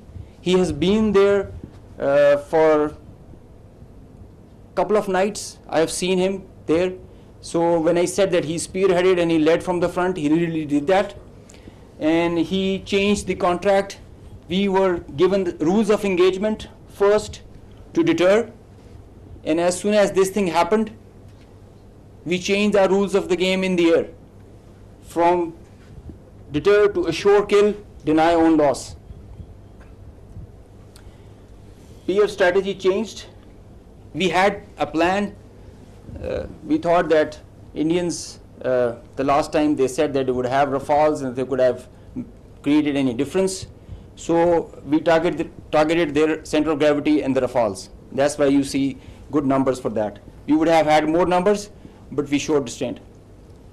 Ladies and gentlemen, the thing about this whole playtime was this thing lasted for more than an hour. With so many large number of aircraft, so many large number of aircraft on both sides, with so many grinds, and the flow of the BVR, the modern warfare has changed so much that the long stick, the employment is if you don't shoot, you get shot. So that is why the art was to employ them optimally, and that was a big challenge for us. That is why I say that it has never happened before.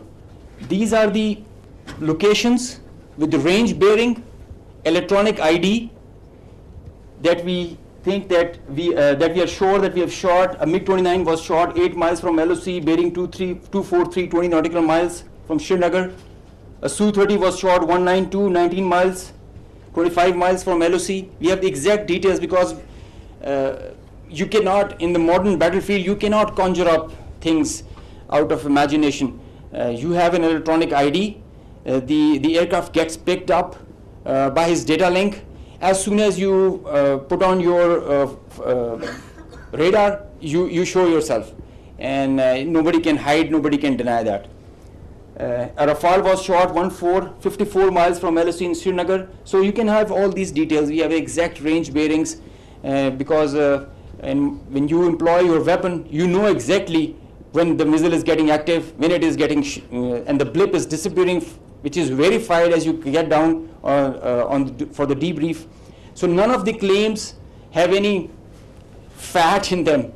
So they are pretty clear, pretty concise, pretty accurate. And I have a audio from a Rafale formation that I will share. The call sign is Godzilla. As soon as those animals are extinct, so this one also got extinct. Please play.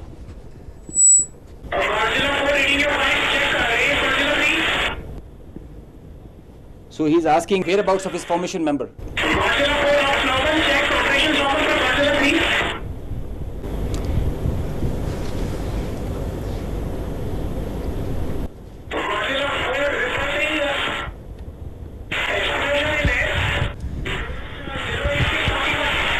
So the formation knows, his leader knows that his number, one of his flight member is not there.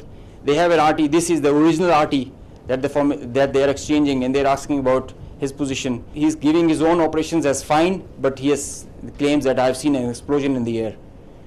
And I will share this detail. It's a long RT that we have. If we can hear one RT of one formation member, we can hear all of them in panic and in distress. So the idea was to just to prize you guys and to share with you how complicated this was, how if this example can be taken not to do when you know that the adversary has the long stick. But I must say that it is not the equipment that matters all the time. It is the training, it is the leadership that gives you the direction and the ownership that it shows. That's what matters. And the training, the operational competence that the whole formation has. And I hope they are slow learners, but I think they can get the drift of not doing it again. Thank you. So this is the live coverage that their media itself is, because it's very strange that the Indians are saying that we have not lost any aircraft.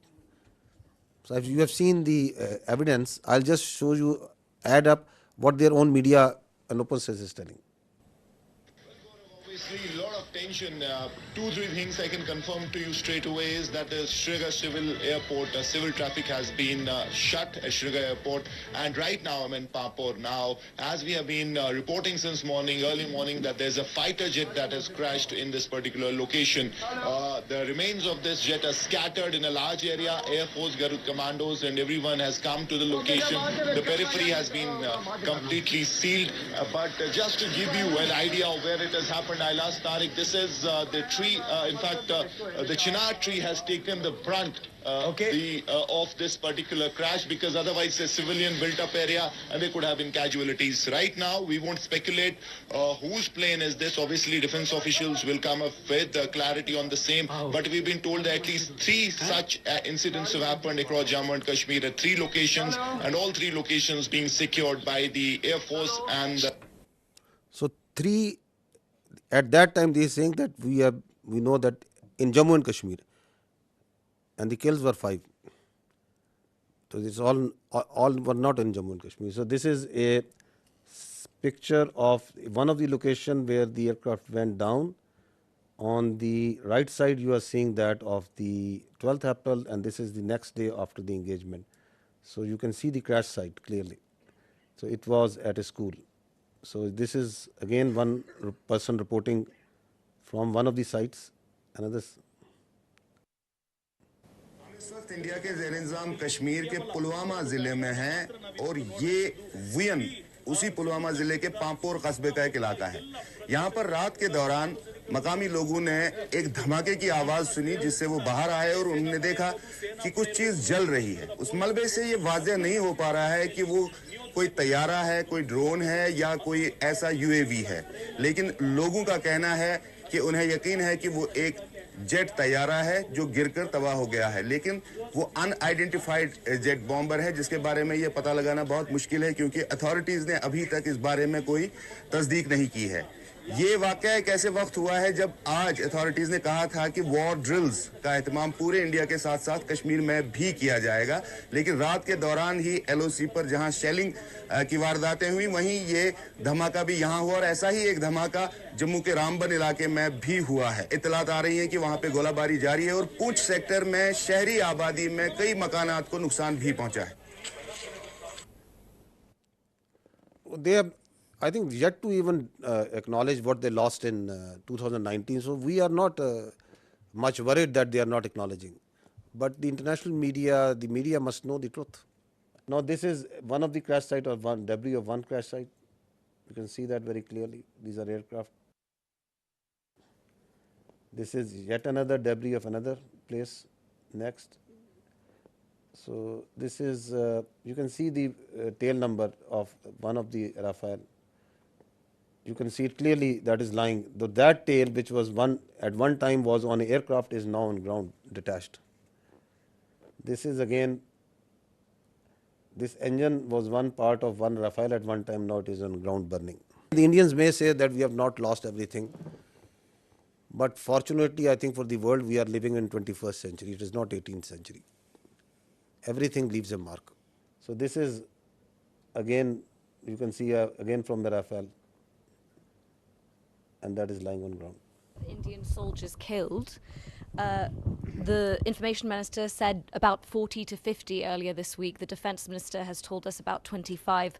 What is the latest official figure from the army? So we don't have any confirmed figure casualties because we can give you confirmed that Alhamdulillah there has been not still now a single combat casualty of any soldier on the Pakistani side. There are injuries, but not any shahadat on our side. We understand from the observation that we are having of the posts and the military installations that are being targeted that severe damage has occurred to them. I have shown you some visuals also of that. But we don't have any confirmation on any figure. All these numbers that you are listing, they emerge in the media because of the local environment that is on the Kashmir side, line of control, and this side and that side. So we also hear those because people talk, there are journalists, there are local people reporting. But unlike the Indians, we are always very careful with our facts. So I will not give you anything which I don't have factual substantiation. That so many drones we have shot down. If I say 77, that means 77 drones have been shot down. If we say 5 aircraft have been shot down, that means 5 aircraft have been shot down. We substantiate everything with facts. So we also hear this chatter of numbers. So the chatter is there. It's always there because the people talk. There are dead bodies. There are funerals. There are ambulances moving. There is everything that's going on. But I don't work on assumptions and on chatter. We'll give you the facts when we have the facts. You said that 77 drones were shot down. Some of them. I'm sorry to say, I'm saying neutralized because some have been soft killed, some have been hard killed. We in military use this word shot very conveniently. No, I'm sorry. It is 77 have been neutralized. Yes, neutralized, and you said some of them in Rawalpindi, right? Yeah. So how come they entered Pakistani territory so deeply before they were neutralized? I am happy that I have an expert on my right side. Shooting down a UAV, a loitering munition, or a killer drone, it has its own dynamics. There is a hard way of killing it, a hard kill and a soft kill. Most preferred is a soft kill. Most preferred because the number, it thrives on its number, and so the most preferred is the soft kill. So then there are opportunities where you get that vulnerability on that bird or the UAV or the loiter munition when you engage it. As soon as the bird is about to hit or is not getting neutralized or handled by a soft kill, you go for a hard kill. So sometimes it travels inside because you know that it is going to a destination or predetermined thing. It can loiter for 8 hours, 6 hours. So that is why that kind of a dosage is given and administered accordingly. So sometimes the birds are shot right there and then because of a soft kill, and if it doesn't work, a hard kill is done. Juliette Mansour from AFP News Agency. I wanted to know if there have been any direct talk between India and Pakistan yet, and if it's not direct, indirect talk, and if yes, through which country? So I can confirm you that I heard some news about direct communication between the Indian NSA and Pakistan NSA. No such communication has been made. And as far as indirect, I think you'll get a better answer from the Ministry of Foreign Affairs because all this diplomatic initiative is being spearheaded by them. Xinhua News Agency. According to WAFDA yesterday, that the Netlam Jhelum hydropower project has been shut down due to the missile attack, as you are also shown some footage. Can you verify the news that it has been shut down, and what is the status right now? So regarding of that, we know that in Pakistan there are still a lot of civil facilities such as the hydropower dam and power plants. Are there any strengthened measures such like anti-missile system taken to prevent such a attack happen again? This is my first question. Coming to the second part, I'll not go into the specific details, obviously because of operational reasons, that what air defense measures or anti-aircraft measures have been taken around them. But we have a very robust layered tiered air defense system in Pakistan, and so I'll leave it to that. I'll not go into the details that which thing and how it is protected. Of course, the damage that you have seen and publicly we have released that damage.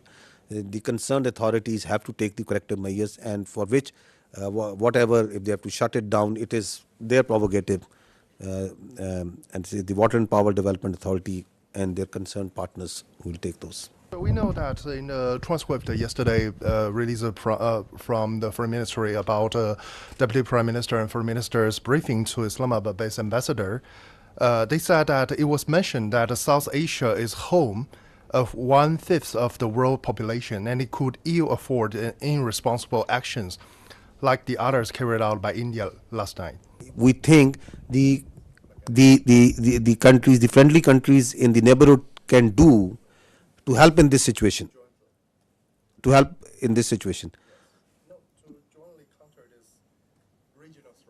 jointly counter this regional threat. I think the first thing is to put some sense into these people who have this hubristic mindset. The first and foremost thing is to tell them that don't externalize your internal problems and don't internalize your external problems. Have some sense and don't try to act like a regional hegemon. You are not. And respect the sovereignty and territorial integrity of the other states. Live like a responsible state. Stop spreading lies. Stop putting fake news out. And live like neighbors you need to live. So I think the first thing is to put some sense. And if that sense can't be put, then sense have to be put in some other way. Because this cannot go on. This cannot be allowed. That you think that you have a false sense of self-entitlement, God knows from where it comes. So this has to be told in the language that they can understand. Hopefully that language is the easier one and it doesn't get that harsh. Yesterday, Indian Defense Minister said that quotation operation is not over after the drone attacks. What is your intelligence? I mean, are you expecting such kind of attacks as like a 6 and 7 May in near future? And what is the Indian army positions about the line of controls? Are they putting the more defense or more forces over there to, let's say, to prepare a war or something? What is your intelligence about this? We are prepared for any eventuality, whatever they may do. It's their choice. I told you before, whatever they may do, we are prepared for any eventuality. They want to continue it, fine. But what they have started, I'll tell you, we'll finish it. Sikandar Karmani from Channel 4 News in the UK. You talked extensively about the Pahalgam attack. I know Pakistan has called for an independent inquiry. Whilst that has not started, I wonder if the intelligence services in Pakistan have, of their own accord, begun any kind of investigation into whether indeed there were any links between, for example, Lashkar-e-Taiba and the incident in Pahalgam. Secondly, on the bigger picture, it seems from what you've been saying that Pakistan is planning a sizable response to India's actions rather than heading towards de-escalation. Can I confirm that assessment is fair? So first thing is that Pakistan has got nothing to do with Pahalgam incident. The state of Pakistan has got nothing to do with the Pahalgam incident. Has any investigation been carried out to ascertain that? So once I say, I think I say based on facts and evidence. With such a surety, I am telling you that the state of Pakistan, naturally, I'll not say on the top of my head. It's because I know for a fact, based on the evidence, based on what we understand, based on what we have seen, that Pakistan has got nothing to do with Pahalgam incident. And that's why we say that if you think you have, then bring it forward and put it to some independent neutral commission. Because what we see, the way we have seen everything, we have got nothing to do with it. How have we come to that conclusion? Have we talked with this A, B, C, D, E, F? That's not something that needs to be shared right now. If we have that evidence, we will share it with that independent neutral commission, that how we have come to this conclusion. I know for a fact that Pakistan as a state abhors terrorism. We don't support any terrorist entity. We condemn terrorists and terrorism in all forms and manifestation and all over the world, everywhere. We are a victim of terrorism. We know that terrorists have no religion. They have no state. They are those inhuman people who think that they can impose their own view, their extremist perverted ideology on others by force. So we have no mercy, no connection, anything in common, the state of Pakistan, with terrorism. We are in fact, as I said earlier, the last bulwark state. As a state, we are standing against terrorism. Just feel for yourself a country in which in a year thousands of people die at the hands of terrorism. Hundreds of billions of dollars are inflicted. We stay away as much as we can away from these extremist elements. We despise them. Those who think that they can impose their perverted ideology through bullet. Absolutely not. The state of Pakistan has got nothing to do with Pahalgam incident. Absolutely nothing. So what was the other question? The second part of the question was just saying that it seems from your tone and your words that Pakistan is planning a sizable response to India's aggression rather than heading towards de-escalation. Is that assessment correct? Who is escalating over here, my friend? Who has been escalating? Who is doing provocation after provocation and provocation? They want to set a new norm that it's their convenience. Whenever they will feel, they will go cross border, they will go cross international. They are going to hit anywhere where they like. They are going to send drones inside Pakistan and they are going to harass the innocent citizens and the people of Pakistan. They can do terrorism here. You heard just now that I am here for years and we will be here for years and we are having this network from Lahore to Balochistan. What do you think of Pakistan? That we will allow all this to happen? Once we say we have all the rights to do whatever to protect the honor, integrity and sovereignty of people of Pakistan. Whatever we have been doing so far is just protecting ourselves. And we have been doing it with a lot of grace and alhamdulillah with a lot of success. And we are rubbing their nose on every day, every hour, from wherever they are coming. Whether they are doing this shelling and this firing on line of control, they are getting a befitting response. Once they came in here, they got a befitting response. They sent in their drone, they are getting a befitting response. So at a time, place and method of our choosing, we will do whatever we will do. We are not beholden to anyone else but the people of Pakistan. Kamran Yusuf from TRT World. First, a little clarity. A couple of days back, Pakistan's Deputy Prime Minister told me in an interview and confirmed that there was a contact between Pakistani and the Indian National Security Advisor. And you were saying that there was no contact. Please clarify that. The Deputy Prime Minister said there was a contact. If there is a contact between 1, 2, 3, 4 parties. So I am telling you there was no direct contact between the Pakistani NSA and the Indian NSA. If one party is talking to someone, and is talking to someone, that happens in diplomacy. That is a practice. That is something novel. But I can confirm you there was no direct contact. About the air defense of Pakistan, when you see the ingress routes for fighter jets and they are trying to avoid certain areas, this means that this air defense is pretty effective. They are following certain profiles of weapon delivery which are there meant to evade surface to air missiles. This means that they are effective. Both the countries have very effective air defense systems, the S-400 from their side and equally capable, if not more, from our side in the north and in the south. There are certain ways the high MADs and the low MADs are employed, certain ways where fighters are employed, and that's the way the air combat and the modern air combat is progressing. So Pakistan has a very effective air defense system. We did have one kill because of that, I can assure you. Alaikum. First of all, thank you for this. I'm Hamza Jalani with the Financial Times. And I just wanted to ask, you mentioned that you got one kill with air defenses. If you could explain for the 4 other kills, which aircraft was used, whether it was J-10C or JF-17, and if there was an air-to-air missile used, if it was the PL-15, and whether that was the PL-15 export version or the original version. If you could tell me in very non-technical terms about air defense system, what are the capabilities that Pakistan have when it comes to neutralizing surface to surface and air to surface missile systems? Air to surface? Yeah. Okay.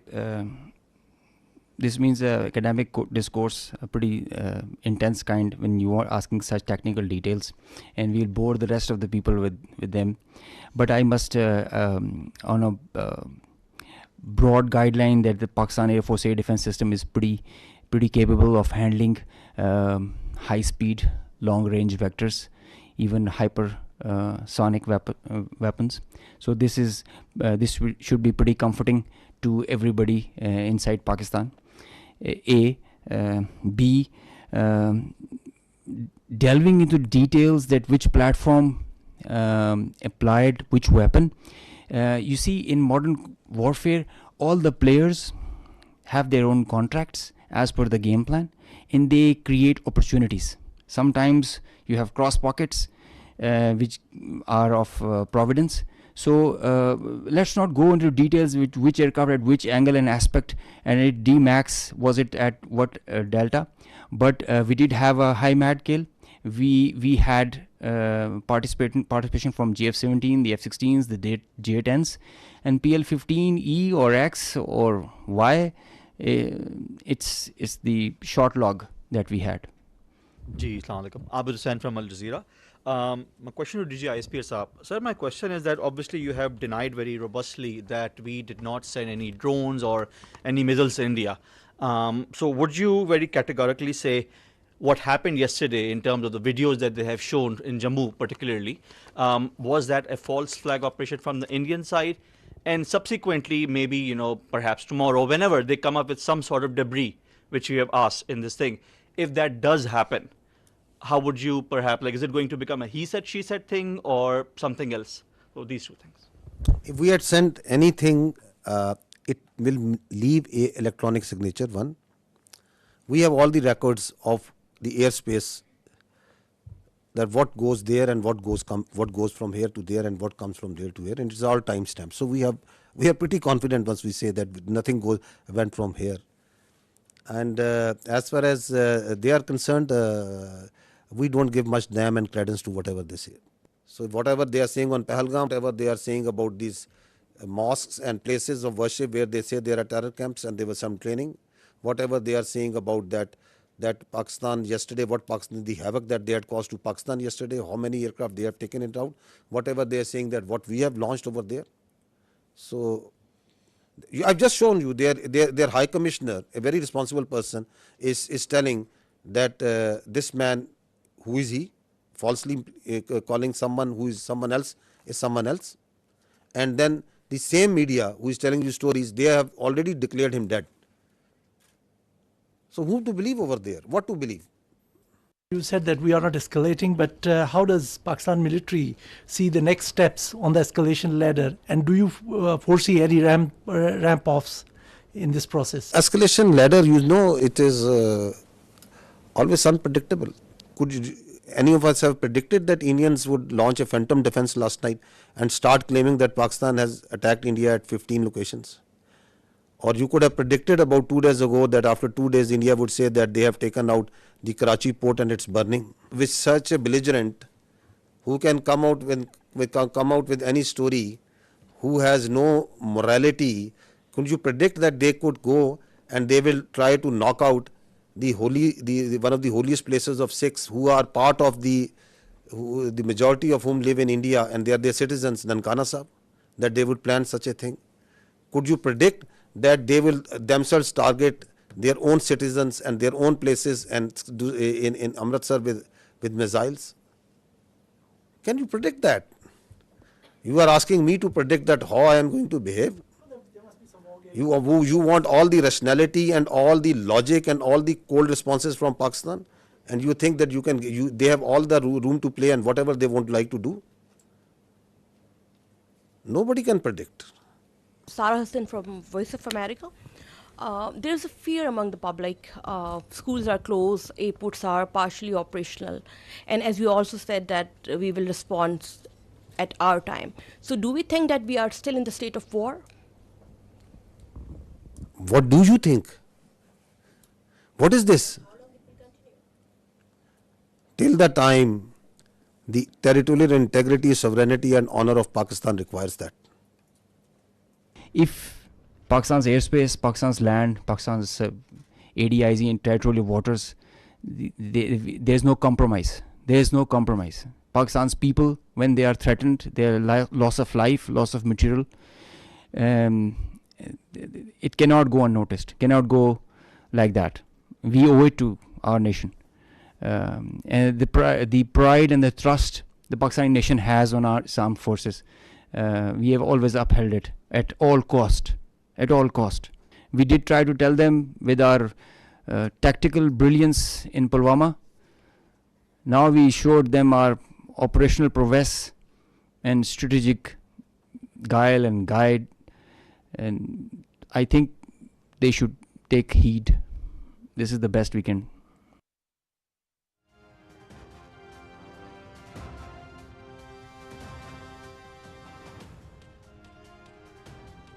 नायब वज़ीर-ए-आज़म मोहम्मद इसहाक डार और Saudi अरब के वज़ीर ममलकत खारजा उमूर आदिल अल